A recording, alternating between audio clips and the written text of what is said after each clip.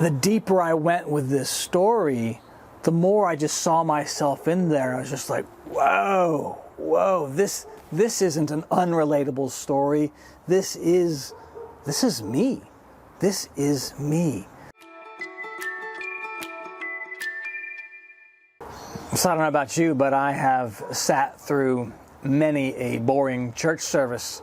So in my 30s, when I had this change of career to become a pastor of a small church, I was like, I don't want to be that guy. In an effort to alleviate the effects of the... Anyone?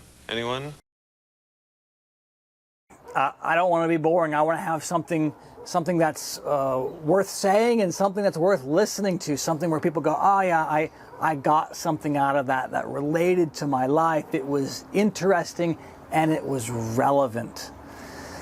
But, you know, it's easy to do that from a one-off point of view, but when you've got a Sunday to fill every single week, year after year, it can be hard to figure out what it is you're going to talk about, let alone make it interesting. I mean, it's a real challenge because Sundays are just relentless. They just keep on coming. So what I did is I resorted to a tactic I'm sure that many a pastor has used over the years.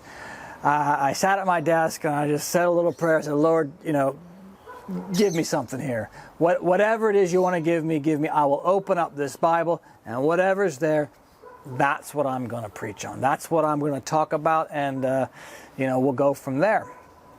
Now, that's a dangerous proposition. I know it. I know there's some weird stuff in Scripture, so I knew I was just going to trust and see what happened, and when I open it up, I get Mark chapter 5, and the heading in the Scripture said, Jesus restores a demon-possessed man. I'm just like, are you kidding me? Are you kidding? Really? I was like, that has got to be one of the most unrelatable stories in all of the Gospels. The Gospels are pretty down to earth, but that story's like, give me a break. You know, we don't deal with demon-possessed people. It's just not something we deal with, and we're not familiar with having that face-to-face interaction with Jesus. It's just not something that's been physically possible for a couple thousand years. So I think, all right, well, let me dig into the story and see what's here. What's here that I can make use of? And the story's fairly straightforward. It's only 20 verses. It's, you know, 2/3 of a page. And it starts off, it's a guy he's not part of the Jewish world, right? He's on the other side of the Jordan. He's not the chosen people kind of, but he comes out seeking Jesus because he's demon-possessed. And he lives in the hills or the mountains in some translations, and he goes down and lives in the tombs. So he alternates between these two places.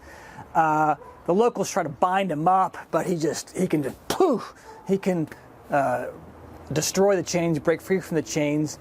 And then they catch him at times cutting himself with a stone. The demons, when they encounter Jesus, they know they're in trouble. They go, "Oh, Son of God, you know, don't destroy us." And he agrees to cast them into this pig. The pigs then go over this cliff, driven by the demons, and the pigs presumably all die. And then the guy is healed. He wants to follow Jesus. He's really, you know, very, very grateful for all that's been happening to him, or that's happened to him. And he wants to follow Jesus, and Jesus says, "Nah, buddy, you need to go back home and tell everybody what I have done for you." And so, you know, with that in mind, it's like, well, what of that story is relatable to you? You know, where do you see yourself in that, and how is this interesting? Because, you know, we don't have that way of interacting with Jesus. We don't have demon possession, and, you know, we're not even familiar with pigs in this world. I mean, when's the last time any of you have seen a wild pig? I mean, it doesn't happen. But as I start just thinking about, well, what's the higher level here? What's the real message in this story?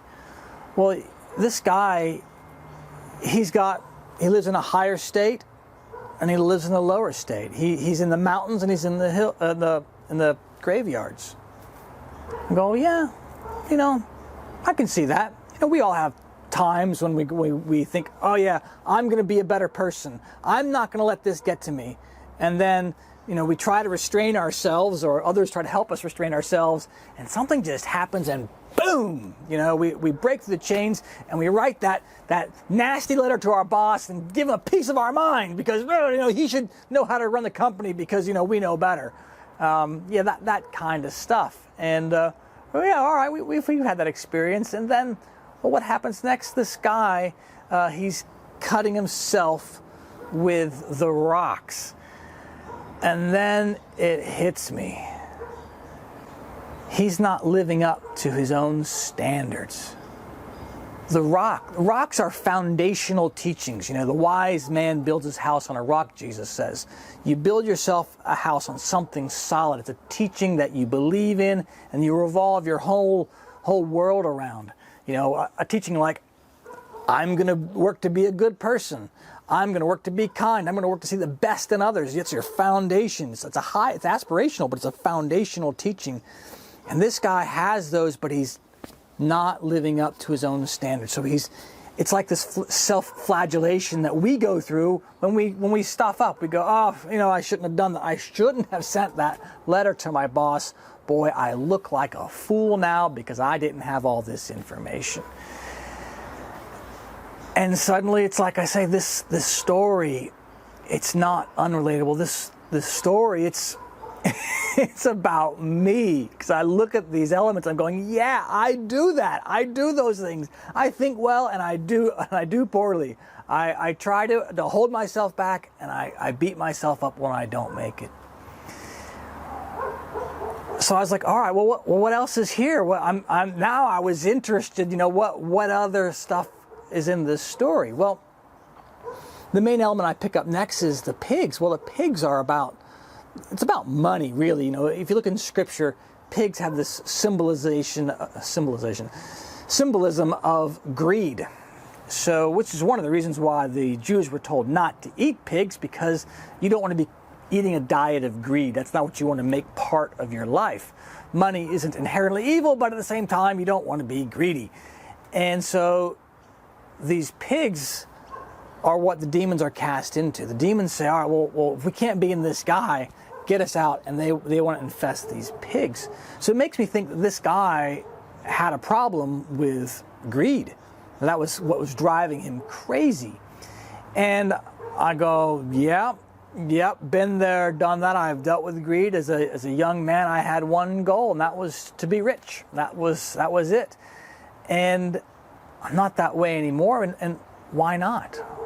Well, it happened in my life where it was a big story here, but it was a change for me of realizing that I wasn't the person that I wanted to be. I had a relationship with my mom, and she'd passed away, and I realized that I wasn't the person that she thought I was, and I needed to make some changes. So I started reading Scripture every day, just a chapter a day, and as I did that, it changed me.